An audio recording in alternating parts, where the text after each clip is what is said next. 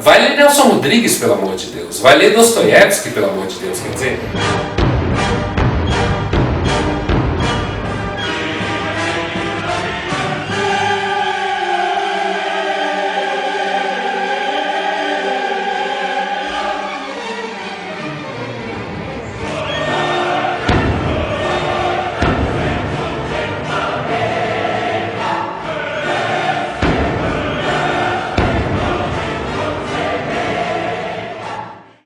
Professor Pondé, o senhor lançou aqui o livro Os 10 Mandamentos Mais Um, pela editora 3 Estrelas, e eu acho que a primeira grande pergunta é por que um ateu, sem prática religiosa, vindo de um lar secular, resolveu escrever um livro sobre os 10 Mandamentos?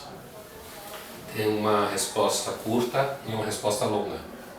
A resposta curta, conjuntural, é porque o editor da 3 Estrelas, o Alcino Leite, meu amigo e editor, ele, sabendo do repertório que eu tenho em religião, e aí já a resposta começa a ser longa, repertório em religião, minha cadeira na PUC durante muitos anos é filosofia da religião, aqui na FAP eu dou aula de comunicação em religião, então eu tenho estudado religião há um bom tempo. Então, a resposta curta é porque o Alcino me convidou para escrever o livro. Né?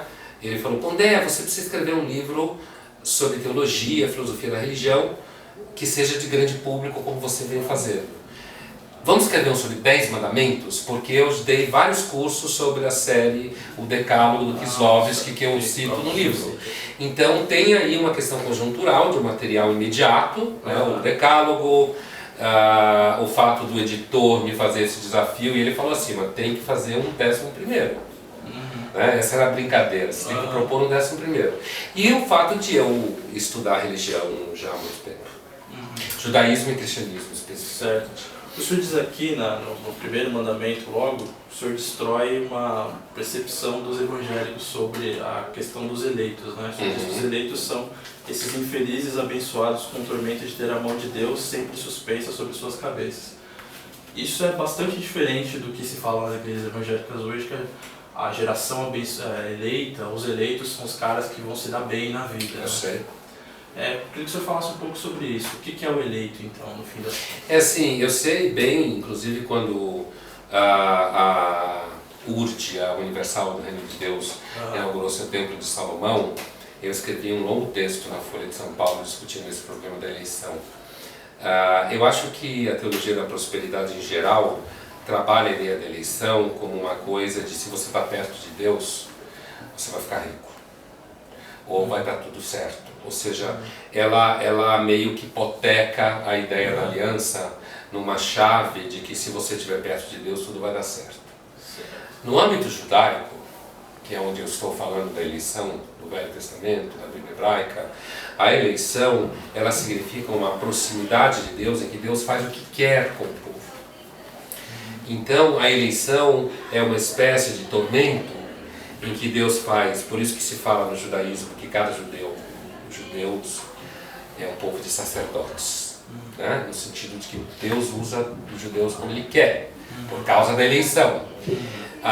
E os próprios personagens bíblicos do Velho Testamento têm um monte de problema. Veja o caso de Jesus. Tomemos Jesus do Novo Testamento como um eleito. Não vamos entrar na temática da encarnação, tá?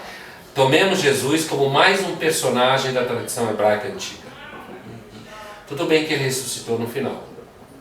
E aí eu acho, às vezes, que a teologia de muitos grupos evangélicos pega Jesus como se ele fosse uma espécie de herói interestelar, assim. E a ressurreição como um grande efeito especial. Olha como o cara se ferrou. Certo? Quer dizer, ser amigo do Deus de Israel... Ele é personagem trágico também. Então, isso que eu quero dizer. Se não tivesse a ressurreição no final, cara, era uma história de fracasso, numa dimensão... Uma tragédia. Então, a eleição do ponto de vista hebraico é uma relação especial com Deus em que você tem uma missão, só que o gerúndio dessa eleição, ou seja, o encadeamento dos fatos, é Deus fazendo o que quer com o povo, e quando o povo faz bobagem, castiga. Agora, tem aqueles que Deus adora, tipo Davi, né? embora tenha sido adúltero e matado pessoas, ele tinha ambicioso. Então o coração no lugar certo, né? Professor, o senhor diz aqui também no mandamento sobre honrar pai e mãe, não é só honrar pai e mãe, né? É prestar um tributo à ancestralidade, os crianos, as idosas, as tradições, os hábitos. Eu queria que o senhor falasse, por exemplo, a gente vê hoje muitas engenharias sociais, tentativa de levar a ideologia de gênero para as escolas. Isso, antes de tudo, é um ataque a esse mandamento de você jogar fora a ancestralidade, os hábitos, as tradições?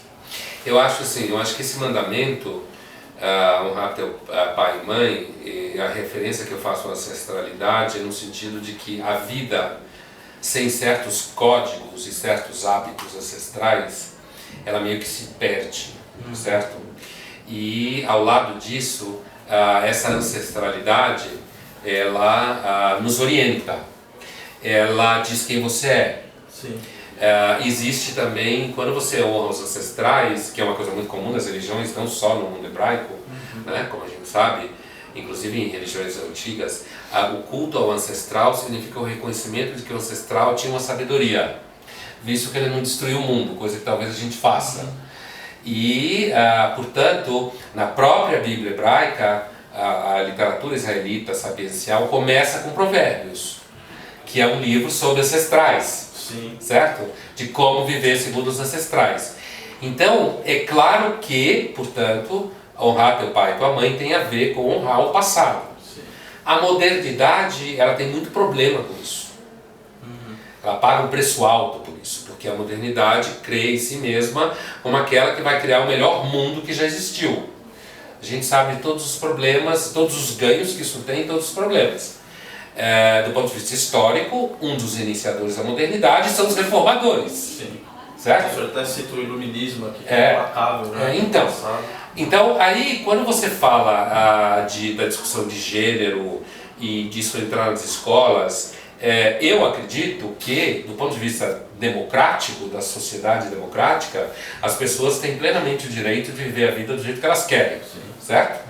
O que eu normalmente critico, e eu não preciso ir até Provérbios para isso, a ancestralidade, mas serve, o que eu critico é a excessiva ingerência de teorias, como você bem chamou, de engenharia social, nas escolas, se metendo na educação das crianças. Eu acho que a escola tem que ensinar comer direito na hora do lanche, ensinar capital, tem que ensinar matemática. Por quê? Porque quem disse que eu necessariamente tenho que confiar e aceitar a ideia que um coordenador ou uma coordenadora ou uma professora tem na cabeça? Eu como pai e mãe estou falando, muitas vezes nem é pai nem é mãe, né? Não é pai e mãe, não sabe como é que é. Então eu tenho, isso é uma discussão que transcende o debate do 10 mandamentos e do mandamento de honrar a teu pai e tua mãe, mas conversa um pouco. Sim, quando eu li esse capítulo, eu logo pensei nessas questões mais urgentes.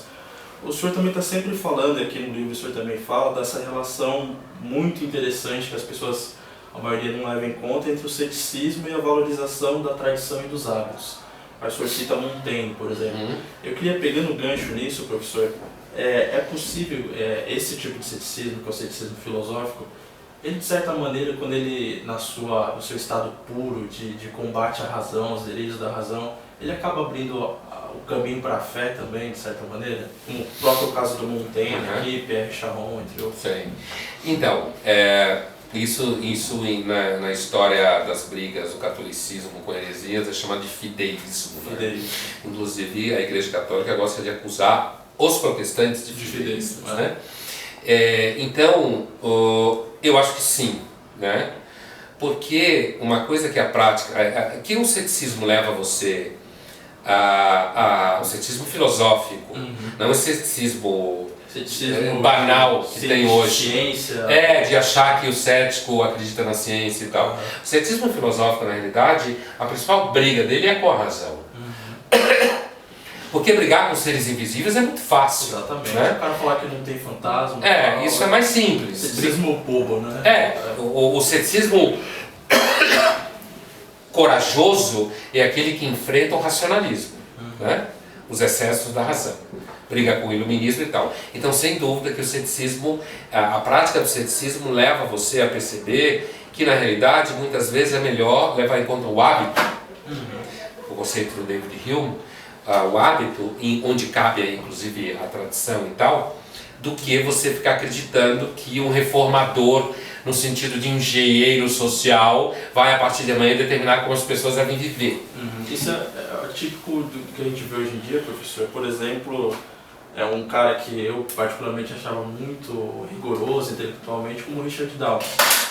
Que ele, ao mesmo tempo que ele tinha uma briga épica com a Igreja Católica, falando dos casos de pedofilia e tal, e ano passado ele veio dizer que a pedofilia leve a gente deve pensar que talvez não seja tão ruim, partindo do ponto de vista utilitarista, né? Não causa sofrimento, talvez, causa prazer. Isso é um exemplo típico desse delírio da razão, dessa ideia de deixar a razão solta, pensando e especulando. Você descola de um certo leito, né, no sentido geológico, de um certo leito de hábitos que se pratica há muito tempo, e aí você diz assim, não, porque há 50 mil anos atrás mulheres de 12 anos reproduziam, o que é verdade, se estivessem maduras sexualmente, fisiologicamente.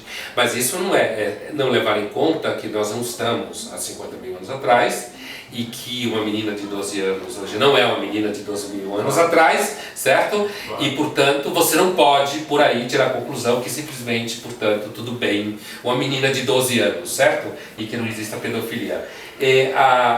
Agora, aquilo que você falava do ceticismo em relação à fé, eu diria, eu acho que um ceticismo puro, ele pode levar você à percepção de que necessariamente, assim como você pode duvidar das coisas invisíveis, as coisas visíveis também não são necessariamente aquilo que elas parecem.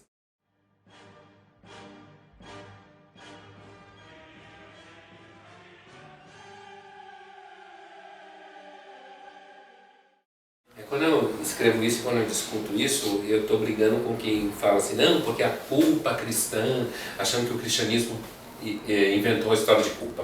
Sim. Uma bobagem. É isso que eu quero dizer. A psicologia evolucionista, darwinista, sabe muito bem que a culpa é um dos centros da vida moral. Quem não se sente culpado é um monstro, certo? Então, esse lero-lerozinho contemporâneo de que não, o importante na sua vida é não sentir culpa, porque a culpa é imposta pela sociedade, porque a culpa que a igreja nos obriga a sentir. Eu não estou dizendo que estruturas psicológicas, sociais, que passam por família e por igrejas, causam chantagem moral. É claro que causam. Mas o tema... Vai ler Nelson Rodrigues, pelo amor de Deus. Vai ler Dostoiévski, pelo amor de Deus. Quer dizer, se não quiser ler livro técnico de psicologia evolucionista, a experiência de você se sentir responsável, a vergonha de você saber que você fez uma coisa que não deve fazer, certo? Isso daí está no centro da... Qualquer pessoa que convive com filho, no meu caso com filho, com aluno, com jovem, vê isso na cara, certo? Empiricamente, né? Empiricamente, quer dizer, uma pessoa que não tem culpa não é gente.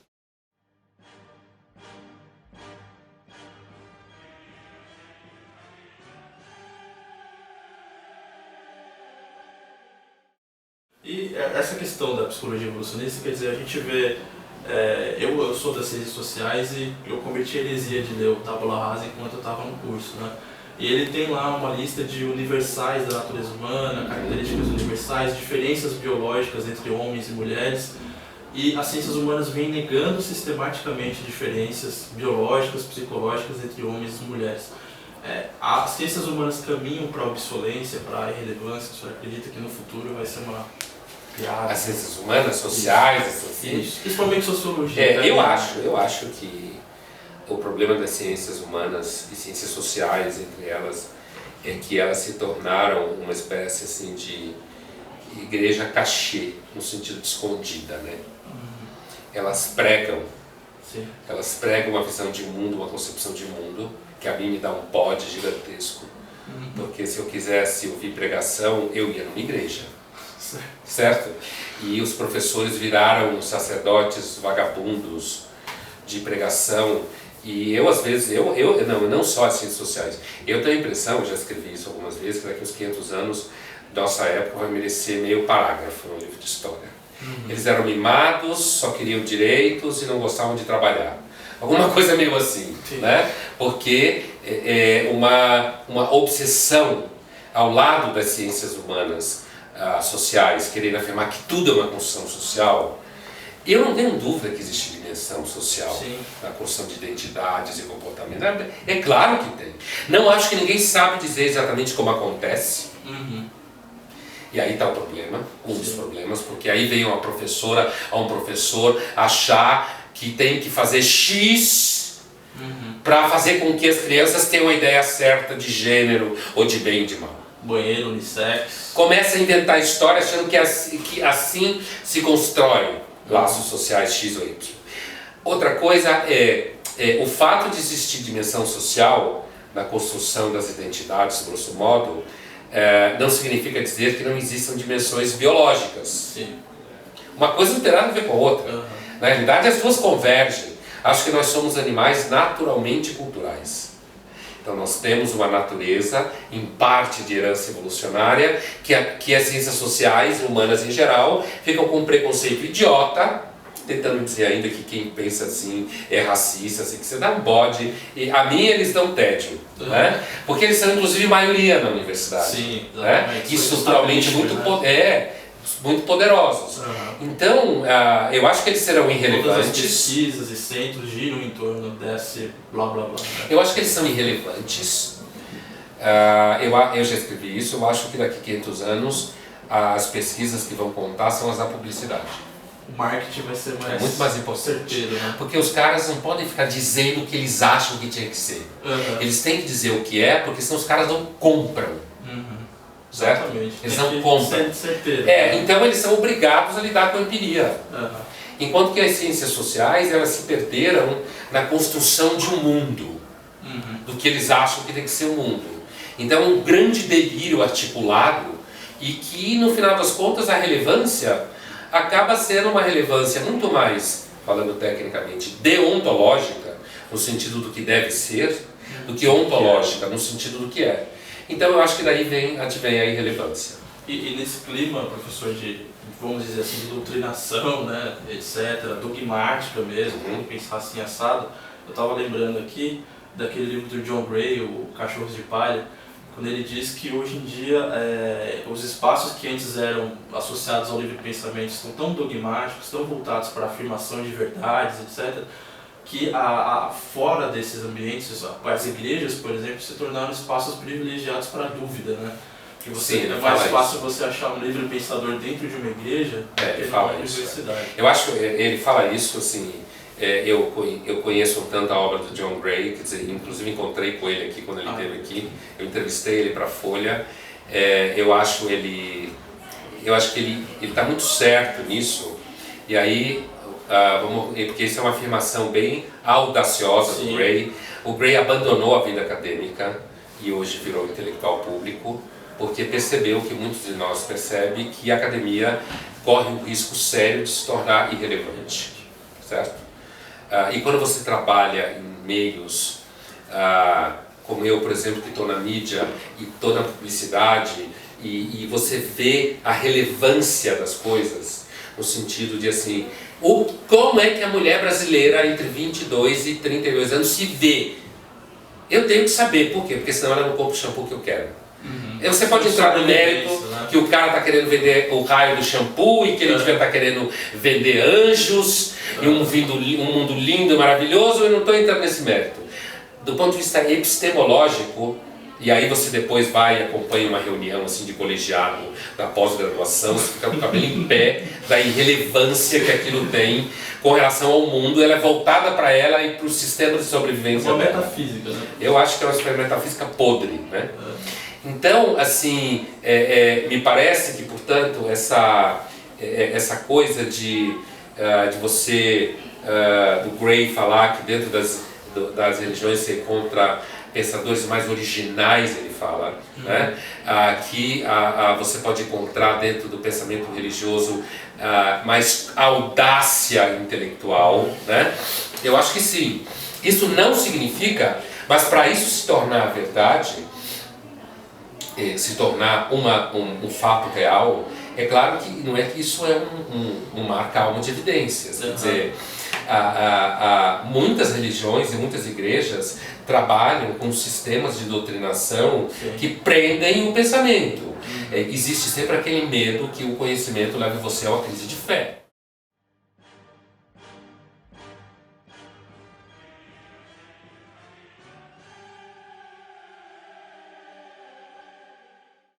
Certo? Muita gente que faz teologia tem uma crise de fé, acho que na verdade a maioria, né? Mas eu acho que também às vezes é porque a teologia, pelo amor de Deus, eu não conheço teologias evangélicas específicas, mas conhecendo um pouco o mundo católico, de conhecer teólogos católicos e tal, da universidade e tal, tem uma frase de um pensador do século XVIII chamado Heinrich Heine, sobre os teólogos da época dele, que dizia: se você é atraído pelos seus. Ninguém precisa de ateu para duvidar de Deus com os teólogos que se tem hoje em dia. O senhor diz no livro aqui que a teologia se tornou a louca da casa. Então, é a louca da casa. Atrás das modas. Ela quer provar para os Nietzscheanos que ela é legal, para os Foucaultianos que ela é legal. Eu lembro de um debate que eu participei com teólogos há alguns anos atrás, em que eu fui apresentado como ateu darwinista na mesa, né?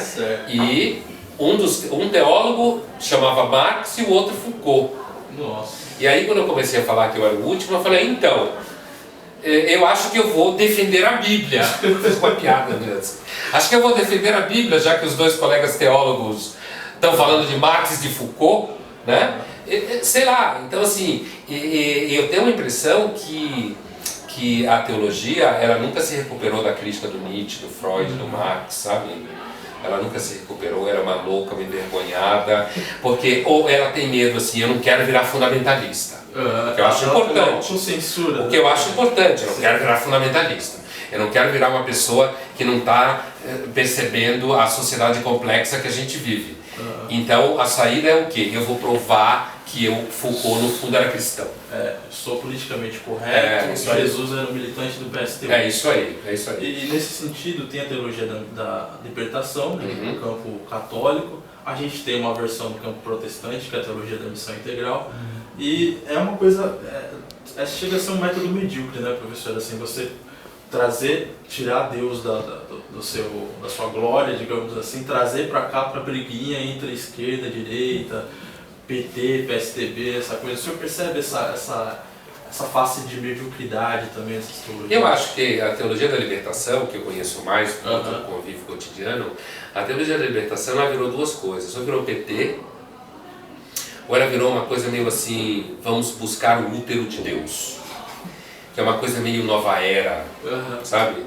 E que é uma outra vertente. Tem a vertente que ficou ali agarrada às raízes de uma certa visão de comunidade eclesial de base, embate de injustiças sociais. Veja, o cristianismo tem na sua história uma raiz profética hebraica. E os profetas hebreus metiam a boca no rei, como vocês bem sabem. Só que também metiam a boca no povo. Quer dizer, não tinha essa coisa de que o povo carrega a salvação só porque é povo. Não, eles metiam a boca de todos os lados. Eu acho que a teologia da libertação, ela faz uma leitura seletiva do profetismo hebraico que serve às intenções marxistas revolucionárias. Portanto, identificando a hermenêutica marxista da exclusão da classe trabalhadora e querendo colar isso na herança de Israel. O proletariado é o povo escolhido. É o mesmo tipo de teologia seletiva que a prosperidade faz. A prosperidade é a versão liberal popular da teologia hebraica. Então é assim: judeu fica rico, então você é o novo judeu, então você vai ficar rico. E na teologia da libertação é a versão seletiva do profetismo hebraico, dizendo que o Deus é contra quem é rico, quem tem sucesso. Então cada um pega a sua ponta, né? E empobrece o profetismo hebraico.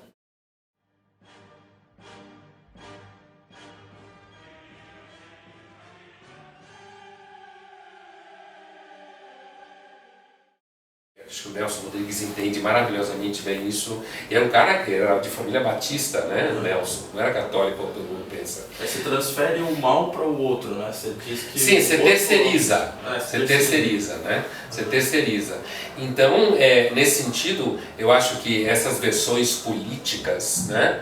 Você falava da missão integral, essas versões políticas, elas, no final das contas, eu acho que elas tendem a perder também a função religiosa delas. Sim.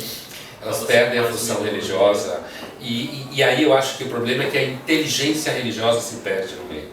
Agora, professor, a gente está sempre olhando uma nova moda politicamente correta, antes era bom fazer isso, depois ficou mal. A gente vê, por exemplo, no feminismo hoje, tem umas correntes novas, uns novos coletivos feministas, que dizem que, por exemplo, olha, certas práticas sexuais agora não pode mais, porque reforça o patriarcado, deixa uma mulher submissa, numa posição de humilhação, etc. Então não pode mais. Eu queria que, assim, é possível explicar filosoficamente esse trajeto do feminismo? Ele começou com uma promessa de libertação sexual e ele terminou em patrulhamento moralista mesmo. Como é possível ter... Eu acho que esse trajeto não é só do feminismo. Acho que esse trajeto é um trajeto que tem um pouco a ver com a herança do Rousseau, do 18, que passa pelo Marx, que é a ideia dos reformadores do mundo a partir da política. E o feminismo é um caso específico dentro disso, que eu já digo, acho uma coisa específica que tem no feminismo. Mas eu acho que é um pacote geral dessa, grosso modo, esquerda, né? Que é a herança do Rousseau, que é a ideia da política como redenção. E, portanto, aqueles que acham que trazem a salvação, portanto, transformam-se em puritanos. Para você achar que a salvação está diante de você, e você dar nome a ela, você vai ter que virar um puritano. Você vai ter que controlar as pessoas do ponto de vista moral. Você vai ser autoritário, você vai querer se oferecer como agente da perfeição, né? Na realidade, eu acho que os melhores, eu acho que teologicamente falando, as pessoas mais perto de Deus são os pecadores. Sim. Tá aí Davi. Deus adora Davi. Pecador. As mulheres adultas que pecador que sabe que está na lama, que está se batendo, ele está mais perto de Deus do que alguém que acha que é um modelo, que é uma referência, que resolveu ou que sabe exatamente o que tem que fazer para solucionar. E aí eu acho que por isso que é puritano, né? Eu estou lançando o Guia Politicamente Correto do Sexo no final do ano, já está anunciado na Folha e tal, mas assim, eu tenho um texto que eu falo exatamente disso, você perguntou. A passar, inclusive no caso do feminismo, tem isso, o feminismo é herdeiro disso.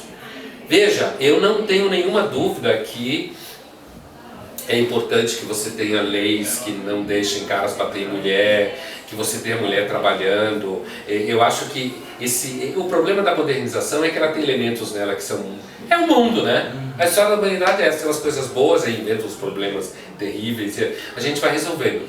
No caso do feminismo, eu acho que tem um dado de histeria na coisa, no sentido freudiano. Sim. Não no sentido de histeria, né?